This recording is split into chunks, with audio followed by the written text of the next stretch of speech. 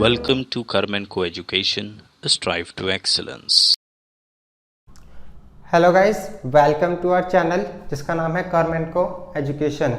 Guys, आज हम start करेंगे यहाँ CBSE NCERT class 10th maths chapter number first real numbers exercise 1.3 का क्वेश्चन नंबर 3।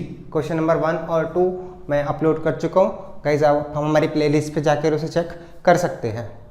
क्वेश्चन नंबर 3 में आज हम देखते हैं prove that 1/2 is irrational. So guys, इससे पहले मैं आपको बता देता हूँ कि हमने क्वेश्चन नंबर 1 और 2 में क्या क्या पढ़ा था। क्वेश्चन नंबर 1 में हमने पढ़ा था प्रूव दैट √5 इज इरेशनल, क्योंकि हमें पता है गाइस वो सभी नंबर्स रूट के अंदर जो नॉन परफेक्ट स्क्वायर नंबर होते हैं, अगर हम उन्हें रूट में लिखते हैं तो वो सारे नंबर्स हमारे इरेशनल होंगे। तो हमने वही चीज़ प्रूफ की थी अपने क्वेश्चन नंबर फर्स्ट में। और क्वेश्चन नंबर सेकंड में हमने पढ़ा था गाइस कि जब भी हम एक रैशनल और एक इरेशनल नंबर पे हमारे मैथमेटिकल ऑपरेशंस परफॉर्म करते हैं, we have 4 basic operations: addition, subtraction, multiplication and division. तो जब भी हम ये ऑपरेशंस परफॉर्म करेंगे एक रैशनल और एक इरेशनल नंबर पे, तब क्या होगा, जो हमें रिजल्ट मिलता है वो भी हमेशा इरेशनल नंबर होता है। सो हम वही चीज़ अब यहाँ पे प्रूफ करने वाले हैं। Prove that 1/2 is irrational where we are dividing 1 by √2। 1 is rational, √2 is irrational we know. तो जब हम इनको डिवाइड करते हैं तो ये इरेशनल है, ये तो हमें पता है, but how we can prove this thing, तो वो हम अब पढ़ेंगे। सो आइए गाइस स्टार्ट करते हैं। एज वी नो कि हम इरेशनैलिटी प्रूफ करने के लिए क्या यूज़ करते हैं, मेथड ऑफ कॉन्ट्राडिक्शन। हम अब भी क्या प्रूफ कर सकते हैं कि 1/√2 रैशनल नहीं है।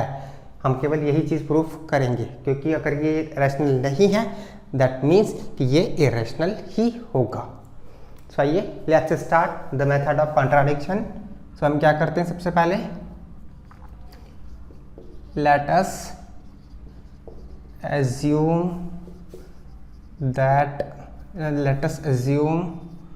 to the contrary that 1/√2 is rational. हमने क्या मान लिया कि 1/2 क्या है, एक रैशनल नंबर है। अब जब हमने इसको रैशनल मान लिया तो हम इसको क्या लिख देंगे, 1/√2 equals to P/Q, where Q is not equals to 0। Q की वैल्यू क्या होगी, 0 के इक्वल नहीं है, such that P and Q are some integers. और P और Q हमारे कोई भी इंटीजर हो सकते हैं। अब हमने माना 1/√2 को P/Q, जिसमें हमें पता है कि Q की वैल्यू क्या होगी, 0 के इक्वल नहीं है, P and Q are some integers. अब हम क्या करते हैं, इस P और Q को कोप्राइम बनाते हैं। तो उसके लिए हम लिखेंगे dividing P and Q by their common factor we get. P और Q को उनके कॉमन फैक्टर से डिवाइड करके हमें क्या मिलेगा, 1/√2 is equals to A/B, where we also know कि B is not equals to 0। A and B are coprime integers. So guys, ये 4 स्टेप्स ऐसे स्टेप्स हैं जो आपको इरेशनलिटी प्रूफ करने में लिखने ही लिखने हैं। जो भी नंबर हमें इरेशनल प्रूफ करना है, सबसे पहले हम उसे एज्यूम करते हैं कि वही नंबर रैशनल है। जैसे कि यहाँ पे 1/√2 था तो मैंने 1/√2 को रैशनल मान लिया।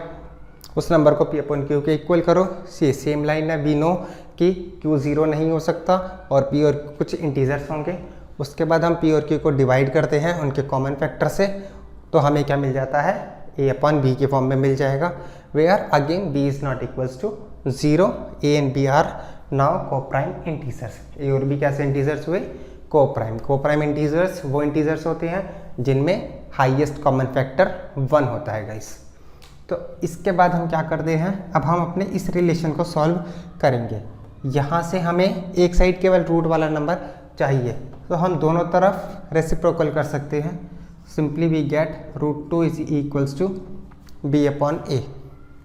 अब √2 equals to b upon a आ गया, सो हम क्या लिखेंगे, since a and b are integers, a और बी हमारे इंटीजर्स हैं, so we can say b upon a is rational. तो हम क्या बोल सकते हैं कि बी अपॉन ए भी क्या है, रैशनल है। एंड ऑल्सो हम क्या बोल सकते हैं, √2 इज रैशनल। तो हमने यहाँ पे क्या बोला कि ये वाली जो टर्म है बी और ए, यहाँ पे ए और बी दोनों ही हमारे इंटीजर्स हैं, क्योंकि ये दोनों इंटीजर्स हैं और इंटीजर्स को जब भी हम डिवाइड करते हैं तो हमें क्या मिलता है गाइस, एक रैशनल नंबर मिलता है। तो हमने लिखा b upon a is rational and also √2 is rational, क्योंकि जब ये पार्ट रैशनल है तो √2 इसके इक्वल है, मतलब ये भी रैशनल हुआ। तो ये हमारा कंक्लूजन हुआ, जो हम मान रहे थे, एज्यूम कर रहे थे, तो हमने कंक्लूजन निकाला कि √2 एक रैशनल नंबर है। ये फैक्ट हमने बताया। बट एक फैक्ट जो हमें और पता है वो क्या, कि √2 क्या होता है, रैशनल नहीं होता है। So this contradicts the fact that √2 is irrational. अब इसने क्या किया, इसने इस फैक्ट को गलत साबित किया कि √2 क्या है, एक इर्रेशनल नंबर है। तो हमने लिखा this contradicts the fact that √2 is irrational, क्योंकि हमने प्रूफ किया यहाँ पे, हमारा जो सॉल्व करके आ रहा है √2 is rational, but we all know कि √2 रैशनल नहीं होता, वो एक इर्रेशनल नंबर है। अब ये जो कॉन्ट्राडिक्शन हुआ, क्योंकि हमारा फैक्ट कुछ और है और जो हम जानते हैं वो कुछ और है। क्यों ये कॉन्ट्राडिक्शन क्यों हुआ, because of our wrong assumption. तो हम लिखेंगे this contradiction arises, this contradiction has arisen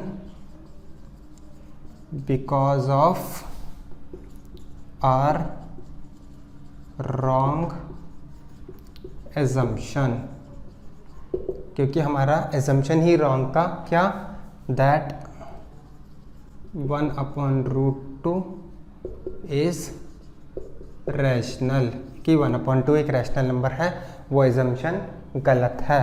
और फाइनली हम क्या लिख सकते हैं, we conclude that 1/√2 is irrational। तो फाइनली हमने बता दिया कि भैया 1/2 क्या होगा, एक इर्रेशनल नंबर होगा। तो आइए गाइस देखते हैं अपना नेक्स्ट पार्ट।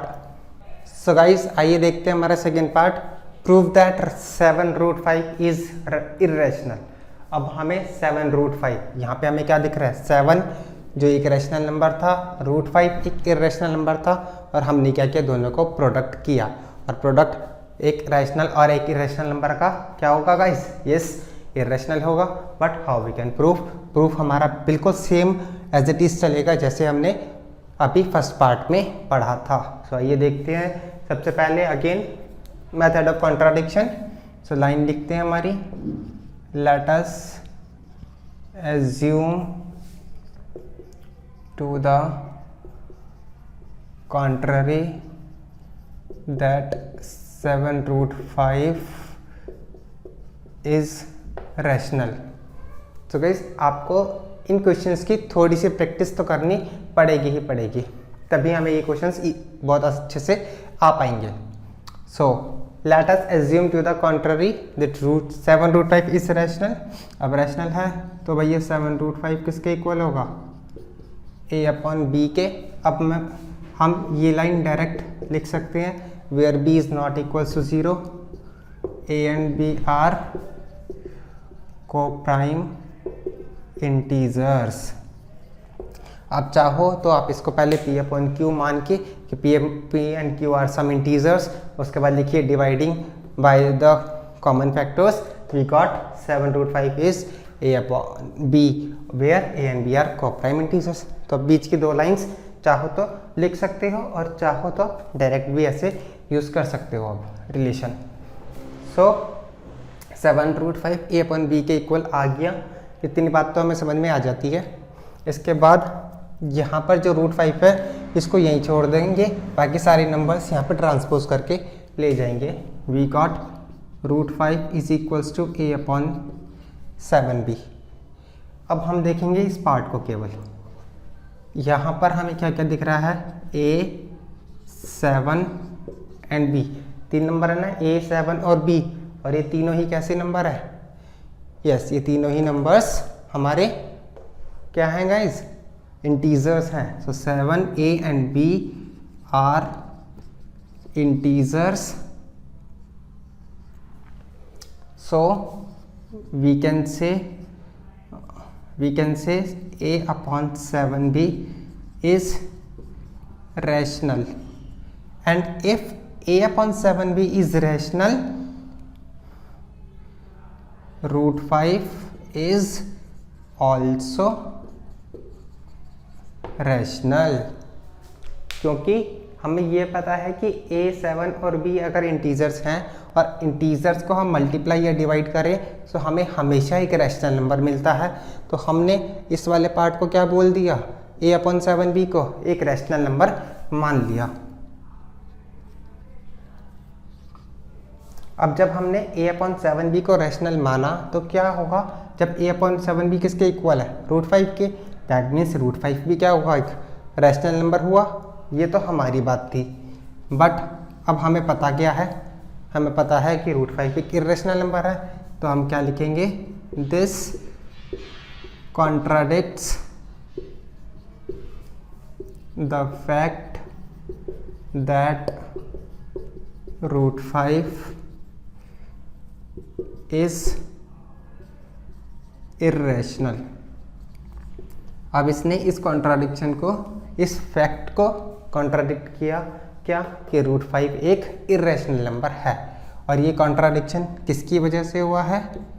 सो हम लिखेंगे वही same line, this contradiction has arisen because of our wrong assumption, और हमारा एजम्पशन था 7√5 इज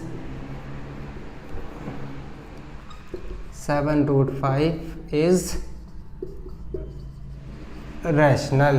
तो हमारा ये जो एजम्पशन था 7√5 इज रैशनल, ये एजम्पशन ही गलत था। सो फाइनली कंक्लूड क्या कर सकते हैं हम, we conclude that 7√5 is irrational.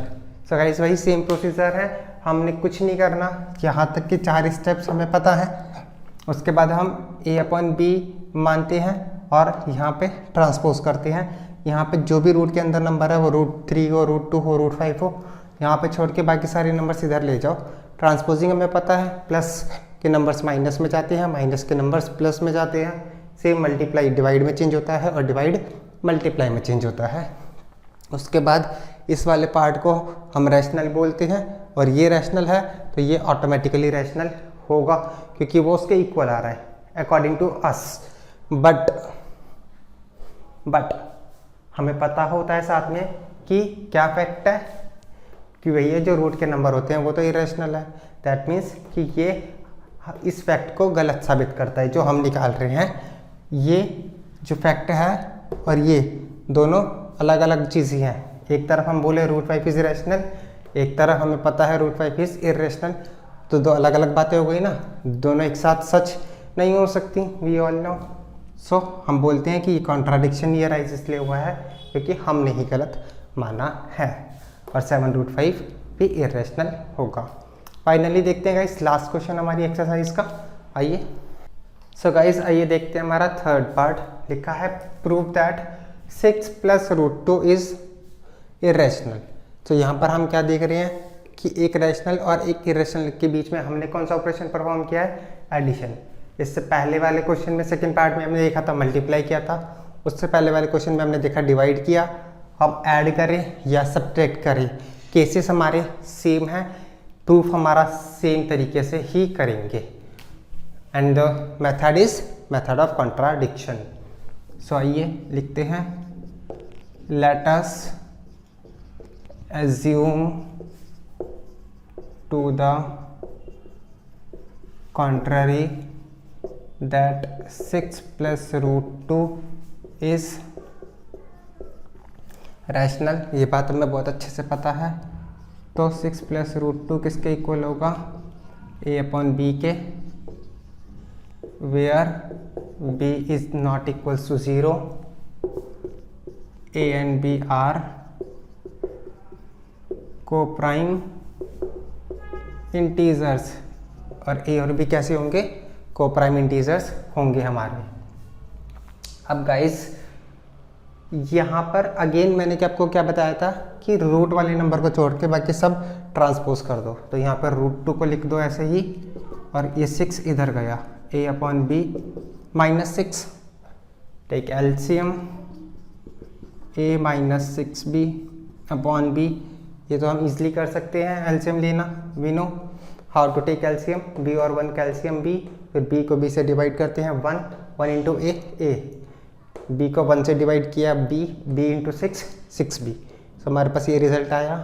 यहाँ पर जो भी इंटीजर से लिख रहे हैं हम, जो भी नंबर हैं उन सबको बोल सकते हैं a 6b, यही सब यूज़ हुआ है। तो हम लिखेंगे a b and 6 are integers, so a minus 6b upon b are rational, and if this is rational, root 2 is also rational।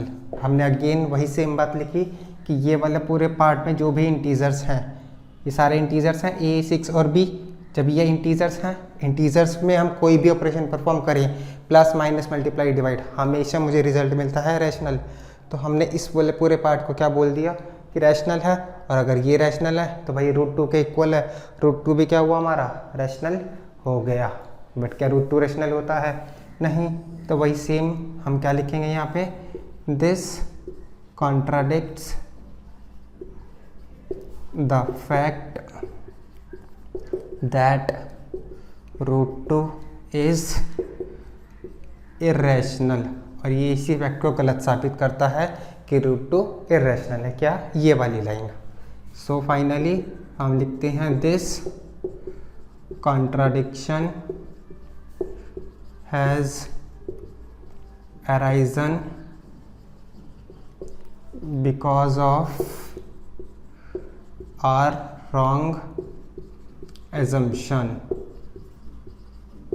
और ये कॉन्ट्राडिक्शन क्यों हुआ गाइस, ये कॉन्ट्राडिक्शन हुआ था हमारे रॉन्ग एजम्पशन की वजह से। वो रॉन्ग एजम्पशन क्या था हमारा, कि 6 प्लस रूट 2 एक रैशनल नंबर है, that 6 plus root 2 is rational. So final conclusion हम क्या लिख सकते हैं, वी कैन कंक्लूड